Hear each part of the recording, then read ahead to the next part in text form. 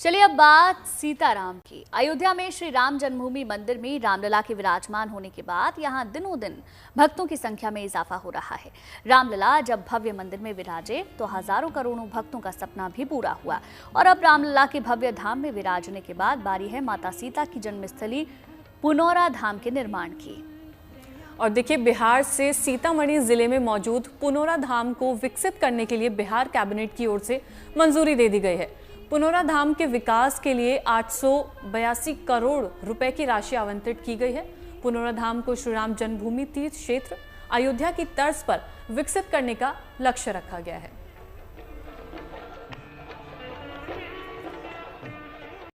Technology के इस दौर में तेजी के साथ बदलाव हो रहा है। सोशल मीडिया, स्मार्टफोन्स और इंटरनेट की इस दुनिया में एक बाजार तैयार हो गया है जिसे हम सब ऑनलाइन के नाम से जानते हैं।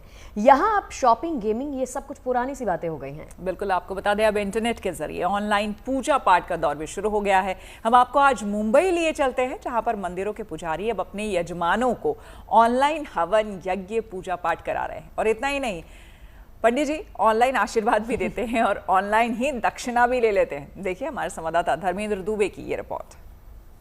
में ऑनलाइन पूजा की डिमांड बहुत ही ज़्यादा बढ़ गई है। समय की कमी के चलते और दूसरी वजहों की वजह से भी ऑनलाइन ही बुकिंग हो जाती है। इस पर ज़्यादा बातचीत करने के लिए हमारे साथ ज्योतिषाचार्य पंडित आशीष कुमार तिवारी जी हैं। बहुत स्वागत आपका। तो क्या कहेंगे, आजकल क्या वजह है कि बुकिंग बहुत ज़्यादा बढ़ गई है, ऑनलाइन की बहुत ज़्यादा आवश्यकता पड़ रही है? जो मुंबई के यजमान थे, एक यजमान थे, वो पहले अमेरिका शिफ्ट हो गए। तो उन्होंने बोला कि पंडित जी अभी तो अपने को पूजा करना है, लेकिन कैसे हो? तो ये मतलब बड़ा संकट वाली बात थी कि किस तरह से हो। तो हमने उसका रास्ता निकाला कि मतलब फ़ोन से पूजा की जा सकती है। तो उस समय वॉइस कॉल से हम लोगों को पूजा सुनाते थे। लेकिन क्या होता था कि कई बार ऐसा सुनने में आता था कि लोगों को लगता था पूजा हो रही है, नहीं हो रही है, उसका प्रमाण नहीं मिल पा रहा था। तो कुछ समय के बाद जब भगवान की कृपा से टेक्नोलॉजी का विकास हुआ और जब टेक्नोलॉजी का विकास हुआ तो हमने यही पूजा व्हाट्सएप के माध्यम से या फेसबुक के माध्यम से, वीडियो कॉल से पूजा कराना शुरू कर दिया। सवाल ये है पंडित जी कि ये जो सामग्रियाँ लाती हैं, पहले तो जजमान को लिस्ट देते थे, जजमान लाते थे, अब वो प्रक्रिया किस तरह से? देखिए, ऐसा है कि अभी समय के साथ चीज़ें बदल जाती हैं। पहले जो काम यजमान कहते थे कि भाई सामग्री सब यजमान को लेके आना होता है, तो अब वो सामग्री हमको लाना पड़ता है। इसके लिए हमको 1 या 2 दिन की तैयारी करनी पड़ती है। पहले सामग्री लाना होता है, फिर कई बार उसमें मतलब कुछ चीज़ें आगे पीछे होती हैं, मतलब कोई कम है, कोई ज़्यादा है, तो उसको मैनेज करना पड़ता है। तो 1 या 2 दिन का कई बार हम लोगों को इसके लिए समय लग जाता है। अच्छा, ये बताइए कि क्या संतुष्टि मिलती है? वो जो आपके समक्ष आपको देखते हुए लोग पूजा पाठ कर रहे थे, आपके पैर छुआ लिया करते थे, आपकी आंखों में आंखें डालते थे और कहीं ना कहीं आपके अंदर जो शक्ति आ रही है उसे वो भी महसूस करते थे। ऑनलाइन में क्या जजमानों को इस तरह के भाव मिल रहे हैं? देखिए, ऐसा है कि मैंने पहले ही बोला है कि जो पूजा पाठ है ये मतलब आपको भगवान से जोड़ती है, श्रद्धा से जोड़ती है। श्रद्धावान लभते फलम, जिसको श्रद्धा होगी उसी को फल प्राप्त होगा।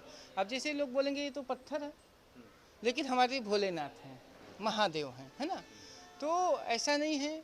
और एक बात और समझिएगा, यदि विज्ञान की दृष्टि से भी आप देखें तो जैसे आप किसी एकांत जगह में जाकर के कोई आवाज़ करेंगे, जैसे आप बोलेंगे राम, तो आपको वापस राम सुनाई पड़ेगा, है ना? तो जो एनर्जी होती है, मंत्रों की शक्तियाँ होती हैं, यजमान कहीं भी होगा, उसके निमित्त जब पूजा पाठ जब तब किया जाएगा और यजमान जब दक्षिणा दे देते हैं तो वह जो पूर्ण मतलब फल है वह यजमान को अपने आप ही प्राप्त हो जाता है। अच्छा, वाकई में वो बहुत ही ज़्यादा अपनी तरफ आकर्षित करता है कि आजकल समय के प्रभाव के चलते और भी दूसरी जो चीज़ें हैं उसके प्रभाव के चलते बहुत ही ज़्यादा बड़े लेवल पर डिमांड हो गई है ऑनलाइन पूजा बुकिंग की। वीडियो जर्नलिस्ट स्वराज दीक्षित के साथ Dharmendra Dubey, good news today, Mumbai.